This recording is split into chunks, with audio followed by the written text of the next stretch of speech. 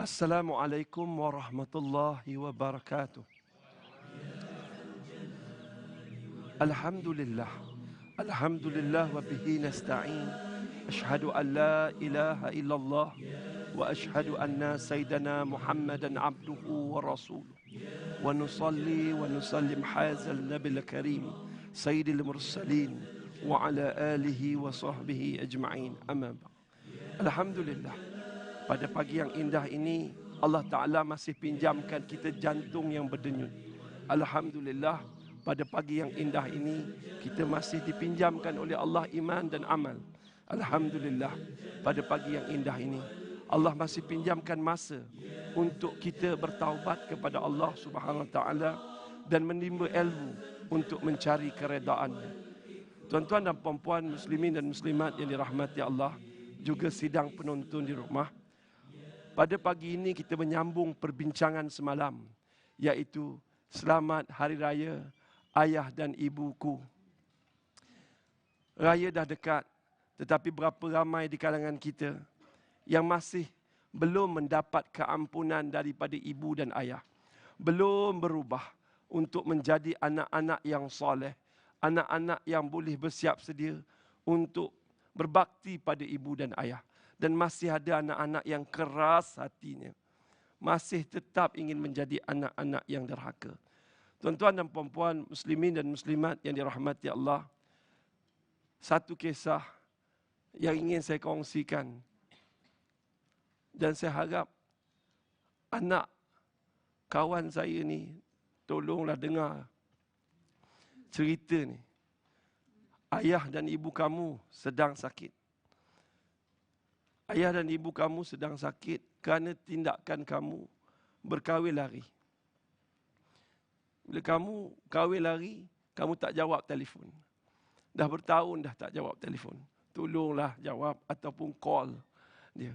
Kerana ibu dan ayah kamu sakit. Setiap kali terdengar suara kamu, tengok dalam video, suara kamu, tengok gambar kamu, ibu kamu pengsan.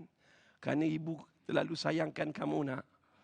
Saya yakin semua ibu-ibu di sini dan yang menonton televisyen sangat rindukan anak-anak mereka. Maka janganlah kita melewat-lewatkan menelefon ibu kita, menelefon ayah kita. Berbaktilah pada mereka walaupun sedaya yang ada. Tuan-tuan dan puan-puan muslimin dan muslimat, jadi kita ni dalam rancangan Tanyalah Ustaz, kita buka pada sesi soal jawab. Kalau ada soalan silakan. Bismillahirrahmanirrahim. Assalamualaikum warahmatullahi wabarakatuh. Assalamualaikum. Nama saya Muhammad Faiz Zamri Zakaria. Saya daripada Johor. Ustaz, saya nak tanya soalan.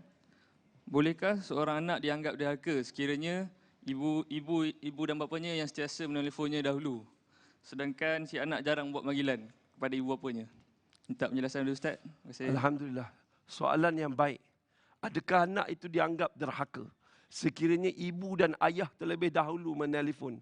Jawapan dia ya dan tidak. Ya bagaimana? Ya kalau si anak ini tidak pernah menelefon ibu. Dalam seminggu, dia telefon kawan-kawan dia. Dia WhatsApp kawan-kawan dia. Online dekat WhatsApp. Online dekat Facebook. Online dekat Twitter. Tapi dengan mak, tak pernah. Dekat Facebook tulis, solat 5 waktu. Berbakti pada ibu dan ayah. Tapi ibu sendiri dia tak telefon. Ada anak-anak macam ni, tuan-tuan. Dia hadapan masyarakat, dia dinampak baik, hebat. Tapi dengan ibu dan ayah, dia tak pedulikannya.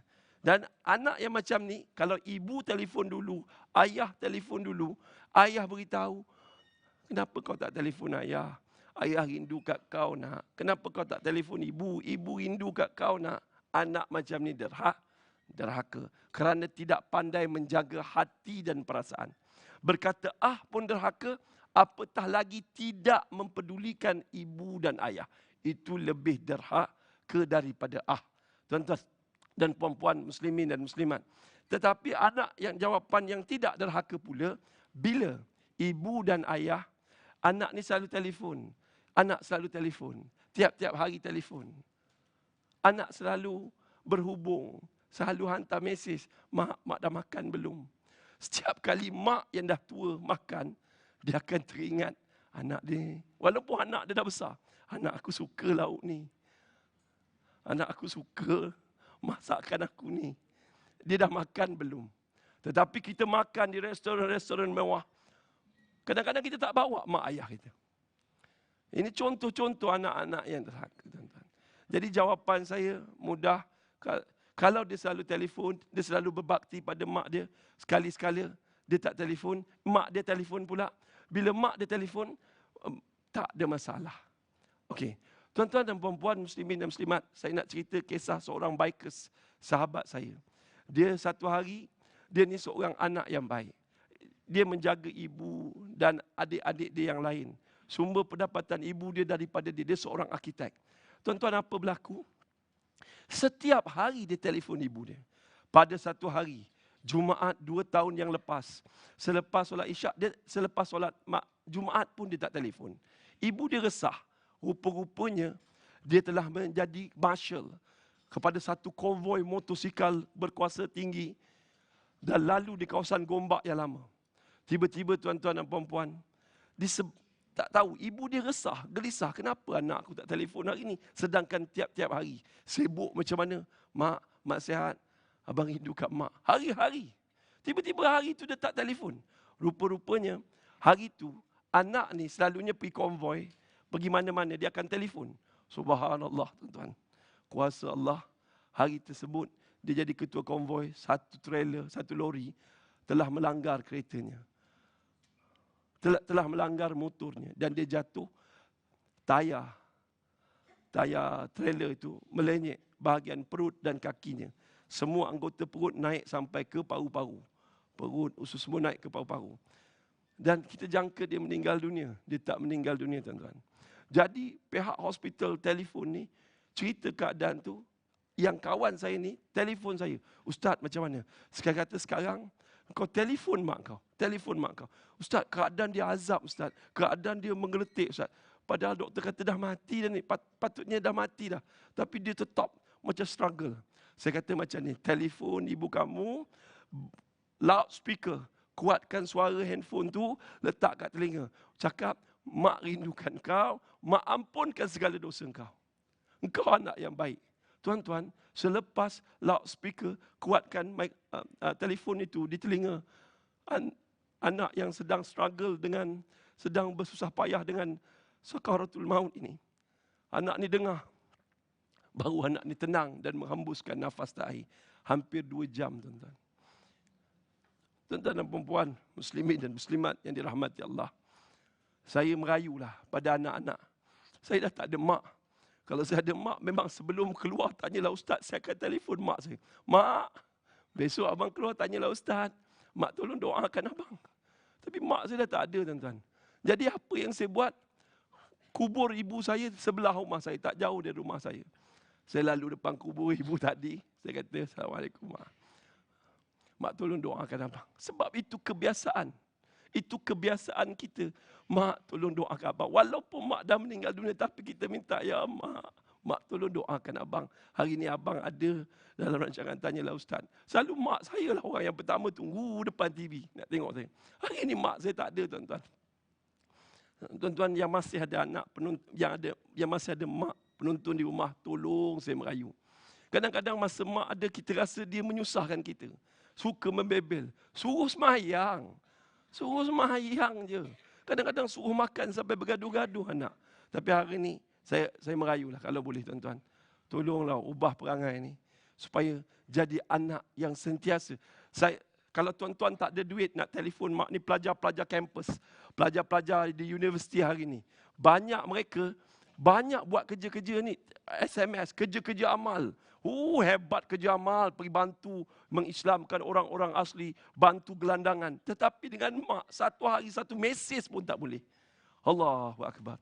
Kadang-kadang dengan orang-orang alim, ya Allah hebatnya. Tapi dengan mak satu mesej pun tak boleh. Dengan ayah satu mesej pun tak boleh. Percayalah, bila mak dapat mesej anda, tuan-tuan, mak dapat mesej, mak manusia yang gembira sekali. Gembira, Alhamdulillah. Anak aku. Ya Allah. Mak terus doa. Ya Allah, Alhamdulillah anak aku, ya Allah. Ya Allah, Alhamdulillah anak aku, ya Allah. Mak, dia pandang kita yang dah besar-besar ni, mak tetap pandang kita sebagai seorang anaknya yang masih kecil. yang perlukannya. Tuan-tuan dan puan muslimin dan muslimat, saya harap jangan ke mana-mana, kekal bersama Tanya Ustaz. Kita akan kembali selepas ini. Kita berehat seketika.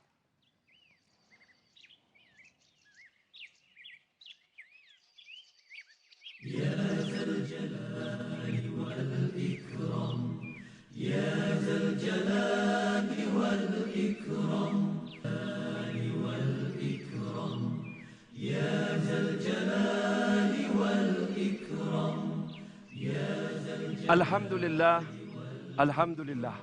Terima kasih kepada penonton di rumah kerana sudi bersama rancangan Tanyalah Ustaz. Ini sebuah rancangan agama dan dakwah. Mudah-mudahan rancangan ini akan terus-menerus disiarkan hingga ke akhir zaman. Bukan semua orang mampu datang ke masjid. Ada kala yang menonton rancangan Tanyalah Ustaz ni hospital. Dan ada yang ada kala berada dalam tempat-tempat yang jauh. Saya doakan semua penonton rancangan Tanyalah Ustaz, baik di masjid dan di mana-mana sekalipun, Allah Ta'ala akan murahkan rezeki anda. Allah Ta'ala akan membuka pintu rahmat pada anda. Allah Ta'ala akan masukkan anda dan kita semua ke dalam syurga Allah yang paling hampir dengan Rasulullah sallallahu alaihi wasallam. Oleh itu tuan-tuan, bagaimana kita nak dapat hampir dengan Rasulullah SAW? Kita kena ikut ajaran Rasulullah SAW, iaitu Islam. Allah Subhanahu Wa Taala memang banyak cerita dalam Al-Quran. Jangan kamu syirik kepada Allah dan jangan kamu derhaka pada ibu dan ayah. Wahai anak-anak, pada hari ini, marilah sama-sama kita buat checklist, pujuk hati kita untuk periksa diri kita. Adakah kita ni anak derhaka ataupun tidak? Jadi kita buka pada soalan. Silakan. Bismillahirrahmanirrahim. Assalamualaikum Ustaz. Waalaikumsalam. Nama saya Puan Rusina binti Muhammad Alif daripada Seksyen 25 Shah Alam. Soalan saya, kalau seseorang ibu rindukan anak-anaknya, biasanya dia akan mungkin menyuruh anak-anaknya untuk pulang ke kampung dengan menyatakan buah-buahan di kampung sedang bermusim. Tapi anak-anak pula memberi alasan sibuk dengan tugasan. Mohon pencerahan daripada Ustaz. Terima kasih.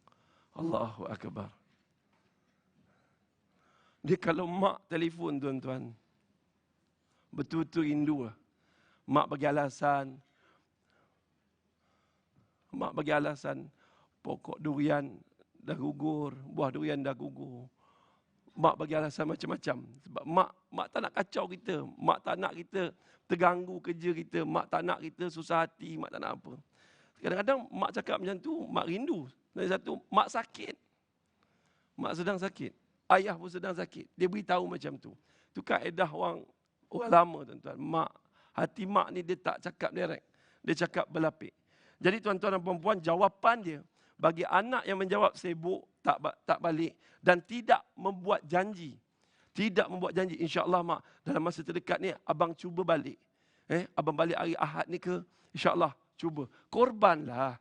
Ibu dan ayah berkorban harta dan nyawa untuk membesarkan kita. Takkan kita tak boleh nak korban. Korban, Ustaz jauh Ustaz. Along Ustaz, Kedah Ustaz, macam mana Ustaz nak balik? Tak apa korban. Pinjam duit kawan, balik. Tetapi ada keberkatan. Percayalah balik tu, kita gembirakan hati mak, gembirakan hati ayah. InsyaAllah. Pasti ada rezeki yang tak disangka-sangka datanglah hidup kita. Tuan-tuan, saya nak jawab soalan ini dengan kisah Juraish. Juraish ni kisah yang masyhur. Seorang ahli ibadah yang ada tempat ibadah dia sendiri. Tetapi tuan-tuan, ibu dia datang bagi salam. Ketika tu dia sedang solat sunat. Bukan buat kerja lain. Solat sunat. Ahli ibadah sedang solat sunat. Juraish, status dalam masyarakat dia tinggi. Dia dikenal sebagai ahli ibadah. Orang alim. Hampir mencecah ulama tuan-tuan Juraish ni. Tetapi tiap-tiap kali ibu dia datang, dia tak jawab salam ibu dia. Assalamualaikum Juraish. Dia sedang solat. Aku nak jawab salam ibuku ke, aku nak meneruskan solat. Ibuku manusia. Solat Allah. Maka dia mementingkan Allah. Tuan-tuan, hukum dia haram dan berdosa meneruskan solat. Solat sunat. Solat sunat. Haram dan berdosa.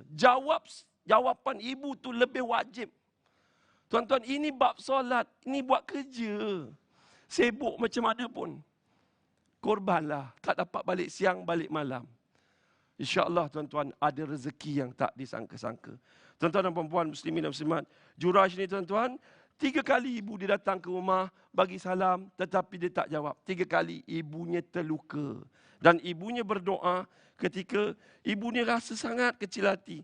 Dia Juraij tidak akan mati hinggalah dia difitnah oleh seorang pelacur. Akhirnya seorang pelacur tuan-tuan mengandung seorang anak penggembala kambing. Dan apa berlaku? Memang benda tu berlaku kepada Juraij. Juraij terseksa. Orang kampung marah, pukul, sepak, terajang. Rumah ibadahnya diruntuhkan. Seorang ulama, rumah ibadahnya diruntuhkan. Dia dipukul, diseksa, dibaling batu. Sebab mengatakan Juraij berzinah dengan seorang perempuan. Dan akhirnya banyaklah cerita Juraij ni.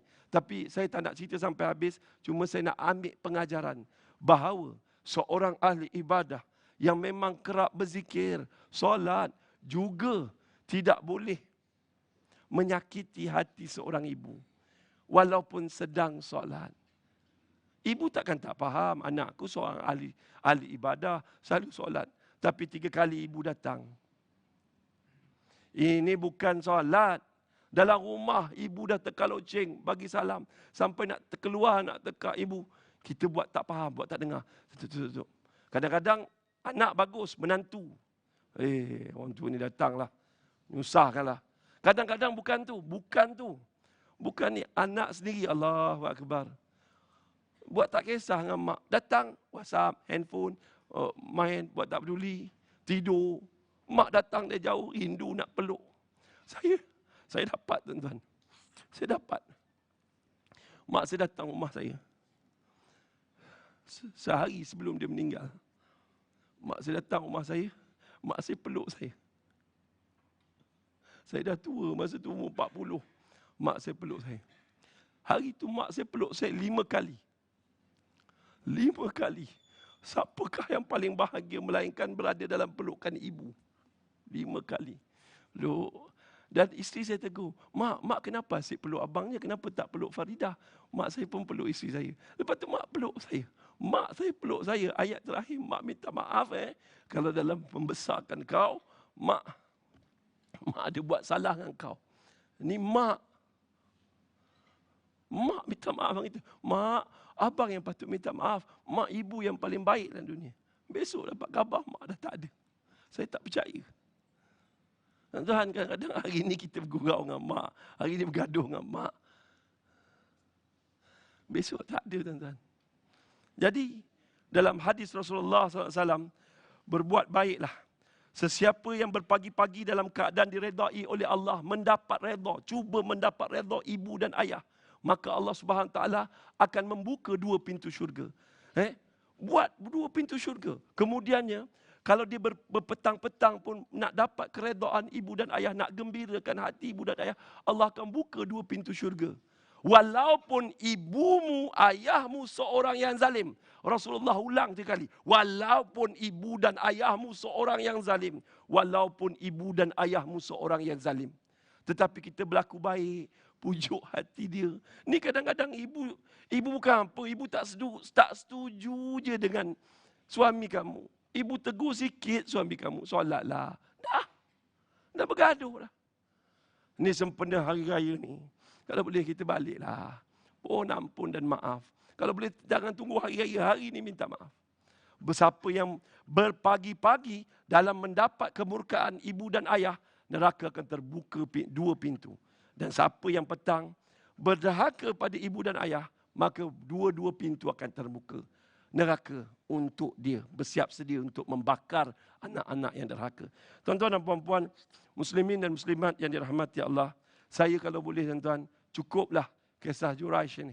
Fahamlah bahawa anak-anak ahli ibadah. Allah, ahli ibadah ni tinggi tuan-tuan di sisi Allah. Tapi derhaka pada ibu dan ayah, Allah pun tak suka. Allah pun benci pada anak-anak yang derhaka. Pohon taubat dan telefonlah mak dengan ayah pagi-pagi ni. Habis program ni telefon ataupun mesej. Takut kalau mak ayah tak angkat telefon, takut mungkin mak dan ayah dah tak ada lagi. Itu saja tuan-tuan. Wallahu alam. Ada soalan lain? Silakan.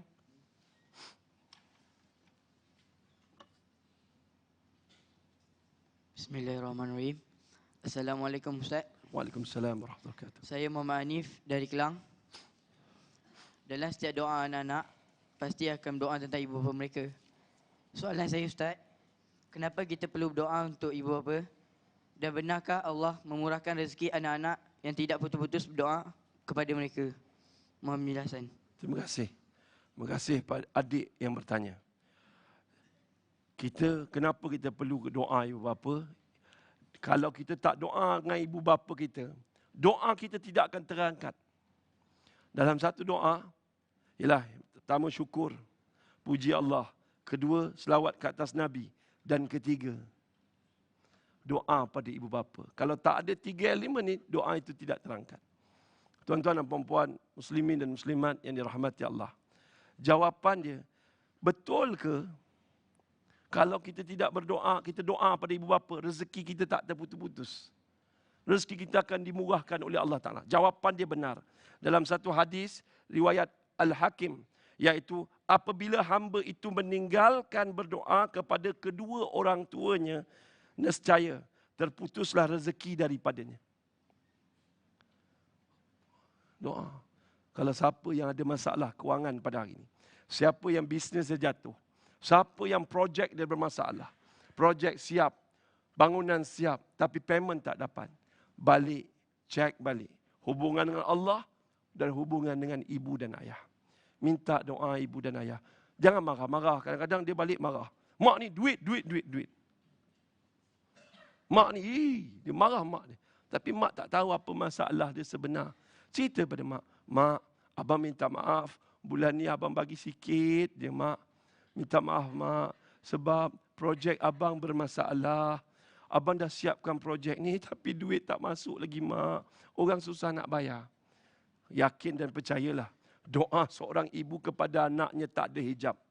Maka tak lama lepas tu insya-Allah dapat bayaran. Masalah kewangan kita akan selesai. Masalah rumah tangga kita akan selesai. Itu berkat doa seorang ibu. Tuan-tuan dan puan-puan muslimin dan muslimat. Allah Subhanahu Taala sendiri mengajar. Dan semalam kita baca surah Al-Isra ayat 24. Ni Allah ajar. Ya Allah, peliharalah ibu dan ayahku ya Allah sebagaimana mereka mengasihi ni aku daripada kecil. Doa ni kalau boleh jangan tinggal. Ramai dah orang baca. Tuan-tuan dan puan-puan, lagi satu hadis daripada Anas bin Malik. Siapa yang suka untuk dipanjangkan umur dan ditambahkan rezeki, maka berbaktilah kepada ibu dan ayah dan sambunglah siratul rahim. Hadis ini tuan-tuan sahih riwayat Imam Ahmad. Tuan-tuan dan puan-puan muslimin dan muslimat yang dirahmati Allah, pujuklah hati kita. Siapa yang nak jadi kaya? Ini cerita pengalaman. Ada satu kisah seorang tukang urut, tuan-tuan. Tukang urut. Duit dalam akaunnya ada 200.5 je. Tiba-tiba tukang urut ni tuan-tuan dapat panggilan daripada ibunya. Tukang urut ni ramai anak. Dapat panggilan daripada ibunya. Ibunya telefon, mak nak guna RM300. Dia pergi bank, dia terus keluarkan duit, dia boleh keluar RM230. RM20 simpan, dia pergi pinjam kawan dia duit untuk nak masukkan cukupkan 300. Dan dengan segera terus bank in pada mak dia. Dan mak dia pun, dia telefon mak dia ucapkan terima kasih. Dia tak tahu bagaimana untuk meneruskan saki-baki bulan ni. Masih panjang, duit dah tak ada. Tapi tuan-tuan dan perempuan, muslimin dan muslimat, berkat doa ibunya tadi tuan-tuan, dia telah mengurut seorang orang kaya. Urut, tiba-tiba orang kaya tu diam je. Diam, tak cakap apa, diam. Lepas urut bagi RM50 je, satu badan urut RM50. Dia kata tak apalah, kalau aku yakin Allah ni adil. Kejap lagi tuan-tuan dan perempuan, muslimin dan muslimat yang dirahmati Allah. Besok pagi, orang kaya ni telefon suruh datang rumah dia. Dan apa yang berlaku? Orang kaya ni sangat happy sebab penyakitnya dah disembuhkan oleh Allah berkat urut ni. Berkat urut ni dan mungkin berkat doa ibunya. Dan apa berlaku tuan-tuan? Orang kaya ni telah membagi sejumlah wang ribuan ringgit kepada tukang urut ni. Dan tukang urut ni menangis dan sujud syukur. Alhamdulillah, mungkin ini berkat aku berbakti pada ibu dan ayah. Percayalah, hari ni orang percaya gaji aku banyak ni, aku kena bagi mak aku RM100. Itu tak betul tuan-tuan. Gaji aku banyak ni, aku kena bagi ayah aku RM100. Itu tak betul tuan-tuan. Pendapatan tak banyak, tapi kalau orang tua minta, bagilah. Lillahi ta'ala, lillahi ta'ala. Walaupun bini kita tegur, bang, kita pun hidup susah bang, anak kita ramai bang. Dia, Allahu wa rasuluh. Biar tinggal Allah dan Rasul, janji aku dapat berbakti dengan mak dan ayah. Secara logik, mak dan ayah entah lama, entah esok, entah lusa meninggal dunia. Kita lama lagi masa. Jadi kita tolonglah. Biar mak, ayah kita tak makan tuan-tuan. Ada mak tak makan. Janji anak-anak dia makan. Ada ayah bekerja. Kena marah kat tempat kerja. Balik kerja. Pun kena marah. Tapi dia tetap tabah untuk membesarkan kita. Jadi penonton di rumah jangan ke mana-mana. Saya harap setia bersama Tanyalah Ustaz. Kita akan kembali selepas ini. Kita berehat seketika. Ya Zal Jalali wal Ikram. Ya Zal Jalali wal Ikram. Ya Zal Jalali wal Ikram. Ya Jalali wal Ikram. Ya Zal Jalali wal Ikram. Alhamdulillah. Alhamdulillah ya Allah. Alhamdulillah ya Rahman. Alhamdulillah ya Rahim. Alhamdulillah kerana pinjamkan kami ibu, pinjamkan kami ayah. Dan Alhamdulillah ya Allah, berilah kami kesempatan untuk berbakti pada ibu dan ayah sebagaimana mereka mengasihani kami sejak daripada kecil ya Allah. Ya Allah, tuan-tuan dan puan-puan, kebesaran Allah. Hari ini kita ada tetamu penonton yang sedang memangku anak. Tuan-tuan kalau tengok, kalau boleh kamera boleh zoom, anaknya sedang minum susu dan tidur di atas pangkuan seorang ibu. Mungkin kita masa kecil macam tu lah. Masa kecil macam tu tuan-tuan. Bahagianya anak, rasa selamatnya anak dalam pangkuan ibunya. Tuan-tuan, sekarang kita cuba pejam mata sekejap. Sekejap tak lama. Pejam mata, bayang wajah ibu anda. Kalau anda tak dapat bayang wajah ibu anda, mungkin kita kategori anak-anak yang selalu melupakan ibu. Bayangkan wajah ibu. Cuba bayang senyuman ibu. Kedutan di dahi ibu. Tubuh ibu yang bongkok. Ingat, masa kita kecil, bermain dengan ibu. Ingat, masa kita sakit, siapa jaga kita? Siapa yang peluk kita masa kita demam?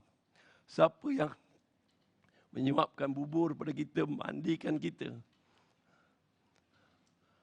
Masa kita sakit, ibu doa, Ya Allah, sembuhkanlah penyakit anakku ni, Ya Allah. Kalau tidak, Engkau alihkan penyakit ini pada aku, Ya Allah. Itu seorang ibu, tuan-tuan. Kita buka mata, boleh buka mata dah. Kalau kita mampu bayangkan wajah ibu, senyuman ibu. Kita insya-Allah orang yang sentiasa mengingati ibu ada barakahnya. Siapa yang mampu lihat wajah ayah masa pejam mata, tu orang-orang yang dapat kelebihan dan keberkatan daripada Allah untuk tu. Tuan-tuan dan puan-puan, muslimin dan muslimat, saya buka pada soalan, silakan. Ada soalan? Bismillahirrahmanirrahim. Assalamualaikum warahmatullahi wabarakatuh. Saya Fazina binti Fazlan daripada Integrated Islamic School Sya'ala Seksyen 20. Soalan saya, ibu bapa yang sakit bukanlah beban, tapi itulah peluang untuk membalas jasa mereka. Apa pendapat Ustaz? Terima kasih. Al-Isra' ayat 23. Ini peluang, bukan beban. Bila dapat ibu yang sakit, peluang, bukan beban. Bila dapat ayah yang sakit, itu peluang, bukan beban. Peluang, bukan beban. Quran jelaskan, peluang, bukan beban. Seronok tuan-tuan dapat berbakti pada ibu dan ayah. Memanglah orang sakit macam-macam kerenah dia. Ada yang menjerit, ada yang marah. Saya pernah melawat seorang sahabat saya. Anak laki dia semua tak nak jaga ibu. Anak perempuan jaga ibu. Menantu dia bagus. Menantu lelaki dia bagus. Menantu lelaki selalu nasihat isteri dia. Jangan marah ibu, tak baik. Syurga kita bawah tapak kaki ibu. Selalu menantu. Dapat menantu macam ni seronok tuan-tuan. Hari ini kita sihat, tegap, boleh berjalan. Allah boleh ambil pinjaman kesihatan ni. Kalau dapat menantu macam ni seronok. Menantu ni selalu cakap, ini peluang, bukan beban. Mungkin kalau nak harap kita solat, tak tentu masuk syurga. Nak harap sedekah, tak tentu masuk syurga. Mungkin kamu masuk syurga sebab kamu berbakti pada ibu kamu yang sakit. Ibu dia lumpuh 8 tahun. Walaupun 8 tahun lumpuh, tapi mulut ibu dia, ya Allah, menjerit, maki hamun, marah. Jangan, ada orang sakit ni lain. Dia sakit, dia makan ubat.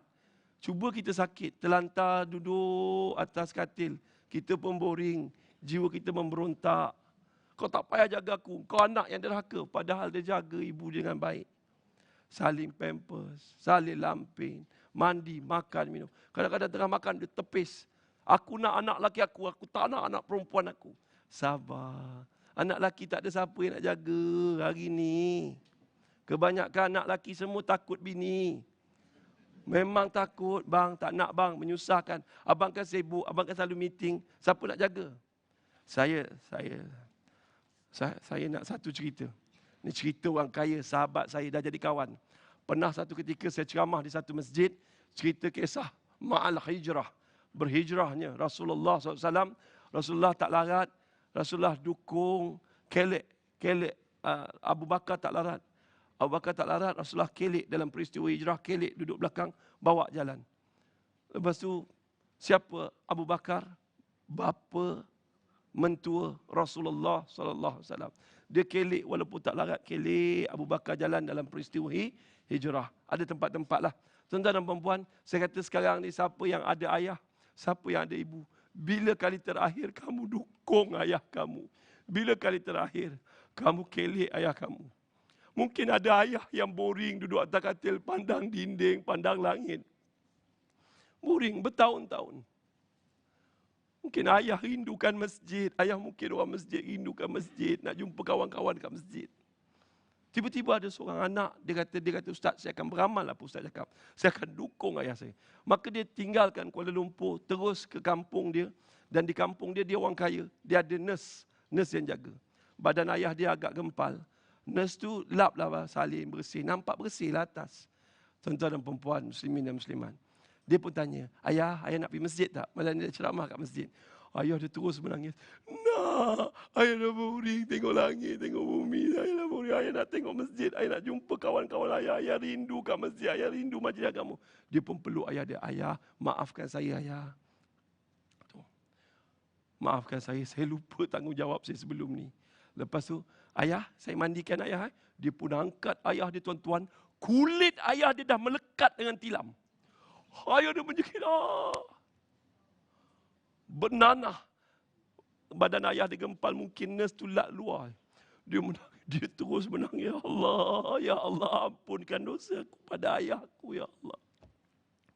Selalu kita cerita ibu, hari ni cerita ayah. Tuan-tuan, apa berlaku? Dia pun bawa ayah dia mandi elok, bubuh, ubat apa semua, bawa. Bila bawa tuan-tuan ke dukung, masuk dalam kereta, tolak atau wheelchair, dengar ceramah. Hari tu ayah dia gembira, dengar ceramah, ayah dia gelak ketawa, jumpa kawan-kawan ayah dia gelak ketawa. Lepas tu dia tanya, ayah seronok ayah? Ayah tak pernah rasa seronok macam ni. Dan ayah besok nak tak abang kejut pergi solat subuh jemaah? Nak, ayah nak. Besok pagi dia pun kejut ayah dia solat subuh. Ayah dia tak ada tuan-tuan. Ayah dia dah pergi buat selama-lamanya. Tapi di wajah ayahnya, di wajah jenazah ayahnya, ayah dia senyum tuan-tuan. Dia kata, Ustaz, terima kasih Ustaz, terima kasih. Ustaz telah berbakti pada saya, Ustaz telah sedarkan saya dan saya dah balik kampung dan saya dapat berbakti pada ayah saya akhir. Kalau saya cakap bini saya takkan. Saya takkan balik kampung. Tapi saya betul-betul dah janji dengan Allah, saya akan balik kampung dan berbakti. Tolong, anak-anak lelaki pada hari ini banyak yang melupakan ayah dan ibu yang sedang sakit. Sebab mengejar dunia. Macam mana kalau tak ada kerja nak makan macam mana? Itu jawapan diorang. Tuan-tuan dan perempuan, berbaktilah pada ibu dan ayah. Sementara mereka masih hidup. Jangan ibu dan ayah mati dalam keadaan rindukan kita. Jangan ibu dan ayah mati dalam keadaan tak payah ayah mungkin maafkan kita. Tapi Allah, para malaikat isytihar kita anak yang derhaka. takutlah hidup kita akan sengsara.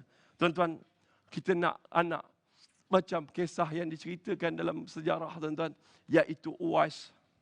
Bagaimana Uwais Al-Qarni ni, tuan-tuan, disebut dalam hadis Nabi Muhammad SAW antara doa yang paling mustajab.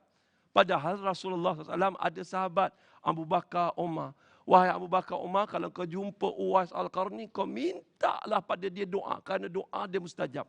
Doa dia mustajab macam mana? Doa dia mustajab sebab dia berbakti pada ibu dia. Ibu dia seorang yang lumpuh, nak pergi umrah. Ibu dia lumpuh, nak pergi umrah, tuan-tuan. Nak pergi, ibu rasa tahun depan ibu tak hidup. Jadi dia pikul ibu dia daripada Yaman Hadral Maut sampai ke Mekah dan tawaf umrah. Dan akhirnya, tuan-tuan, Allah angkatkan darjat dia sebagai disebut oleh Rasulullah antara orang yang berdoa dan mustajab. Dan dia angkat ke taraf wali. Berbaik dengan ibu dan ayah ada kelebihannya. Wallahu alam. Saya terjawab soalan tu. Ada soalan lain, silakan. Assalamualaikum Ustaz. Salam. Saya Raja Razman dari Shah Alam. Ingin menanyakan satu soalan kepada Ustaz. Apakah yang dimaksudkan dengan hadis mengatakan berbuat baik kepada kedua ibu bapa adalah lebih diutamakan berbanding tuntutan berjihad pada jalan Allah? Sekian, terima kasih. Bila Abdullah bin Mas'ud datang berjumpa dengan Rasulullah sallallahu alaihi wasallam, amal apa yang paling dicintai oleh Allah? Pertama, Rasulullah jawab, solat awal waktu. Kedua, berbakti kepada orang tuamu. Ketiga, berjihad fi sabilillah. Kenapa Rasulullah susun macam ni? Sebab ada orang tertentu, dia punya susunan begini. Ada orang datang jumpa Rasulullah, ya Rasulullah, apakah dosa paling besar? Ni. Apa Rasulullah? Ni dosa besar.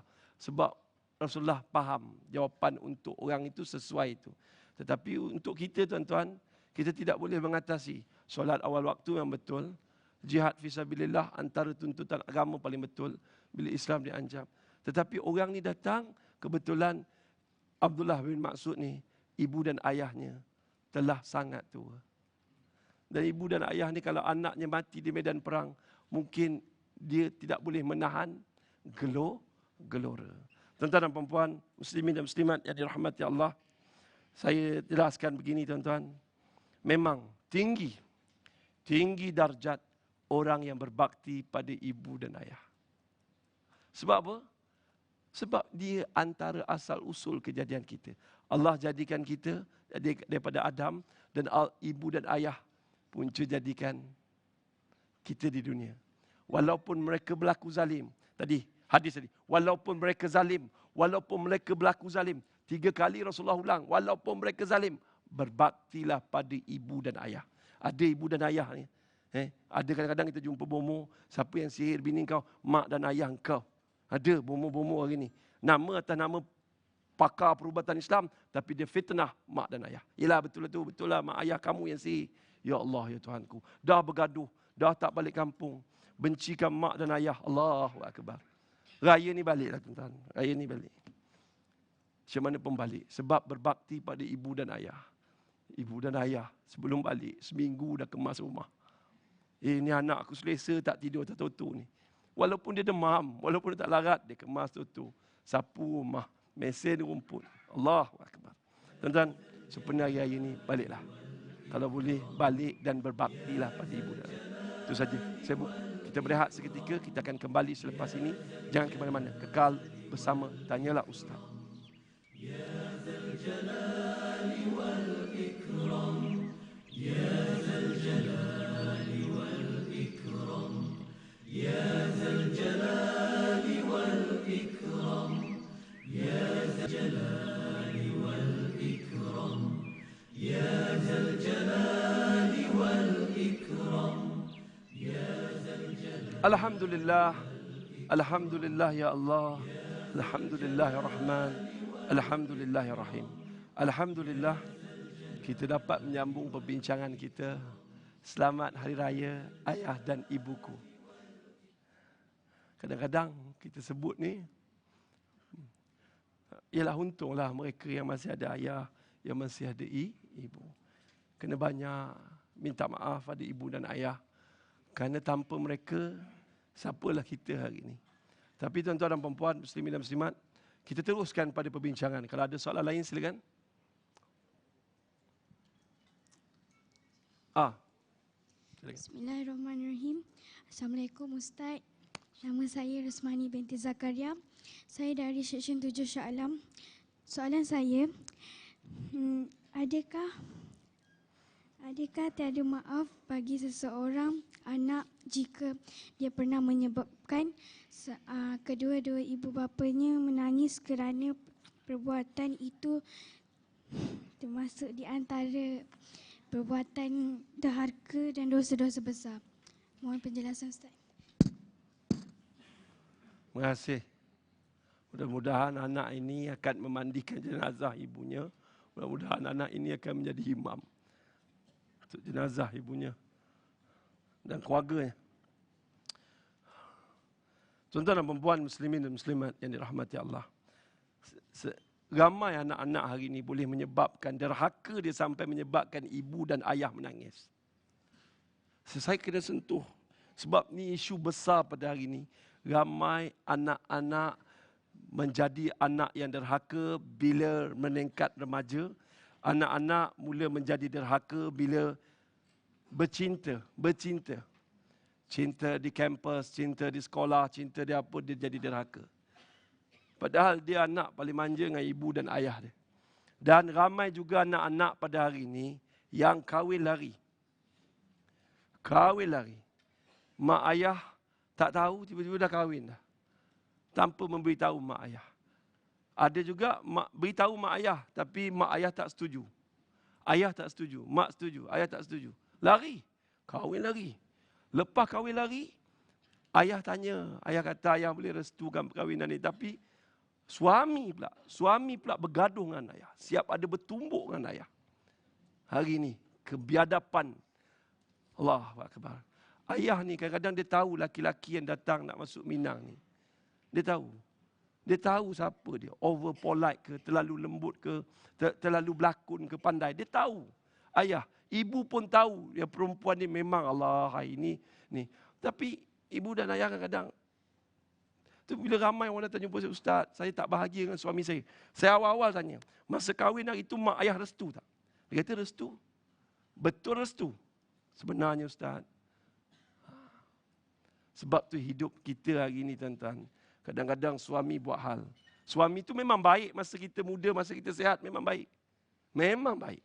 Lepas kita dah mula sakit, beranak dua, dah mula dah. Suami dah mula. Jadi lain.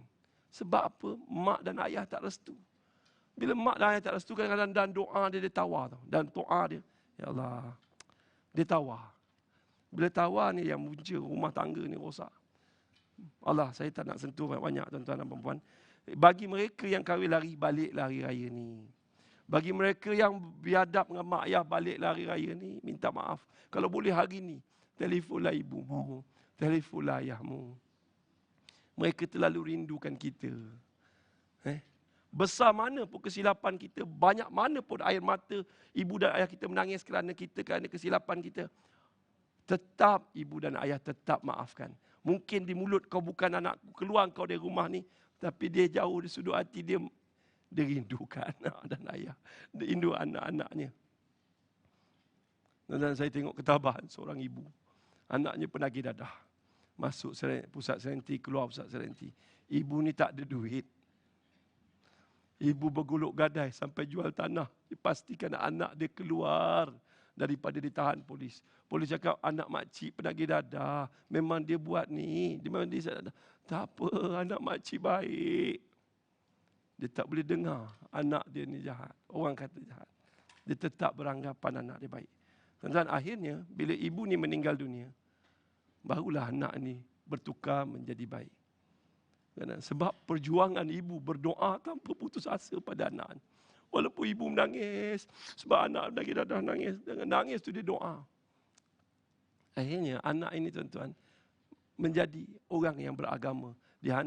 Ya Allah, umur dah 50 tahun, pergi ke pondok dalami agama. Dan anak ini yang paling kerap menziarahi kubur ibu, berdoa pada ibu. Kadang-kadang hikmah kita tak tahu. Kita tak tahu tuan-tuan, kita serah pada Allah. Tuan-tuan dan perempuan, muslimin dan muslimat yang dirahmati Allah, baliklah hari raya ni. Balik awal pun tak apa. 2-3 hari awal. Ada kisah sahabat saya, Allah Akbar. Dia balik Kelantan, tuan-tuan. Balik Kelantan, tuan-tuan. Allah Akbar. Mak mesra dengan mak dia, mesra dengan ibu dia, baik dengan ibu dia. Dia memang orang yang lembut, tuan-tuan. Tuan-tuan, apa berlaku? Lepas sembahyang raya, lepas makan lemang, ibu dia rasa mengantuk baring atas pangku dia. Dan ibu dia menghembuskan nafas dia 1 Syawal. Tapi dia rasa puas, dia dah berbakti pada ibu dia. Itulah tuan-tuan. Saya merayulah kalau boleh tuan-tuan. Jadi anak yang baik. Kata Saidina Ali, jadilah orang yang baik. Orang yang baik bila dia ada, dia disayangi. Bila dia tiada, dia dirindui. Bila dia pergi, bila dia mati, dia ditangisi. Jangan jadi orang jahat. Bila ada, dia dibenci. Bila tiada, disenangi. Bila dia mati, dia dikeji. Tuan-tuan dan perempuan, berubahlah. Berubahlah. Berubahlah tuan-tuan.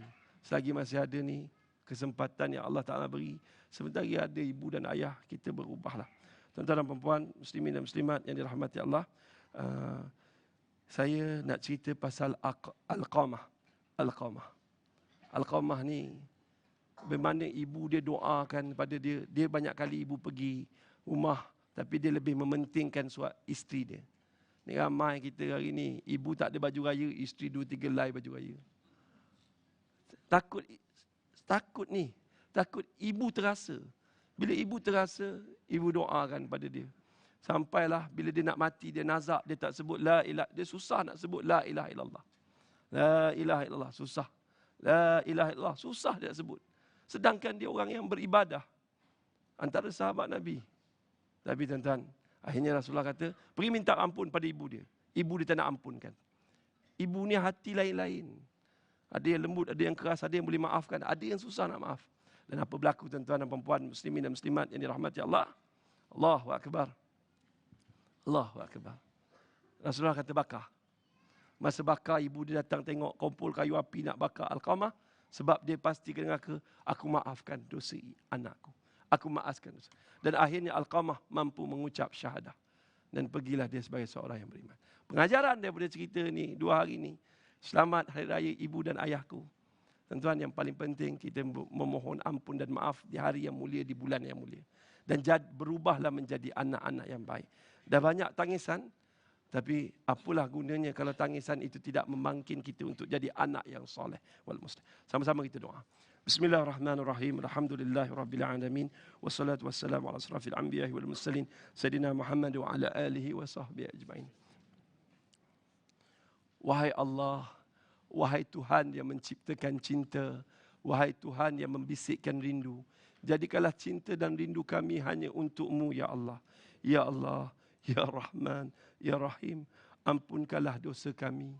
Pada ibu kami, Ya Allah, ampunkanlah dosa kami. Pada ayah kami, Ya Allah. Mungkin kami tidak sedar, Ya Allah.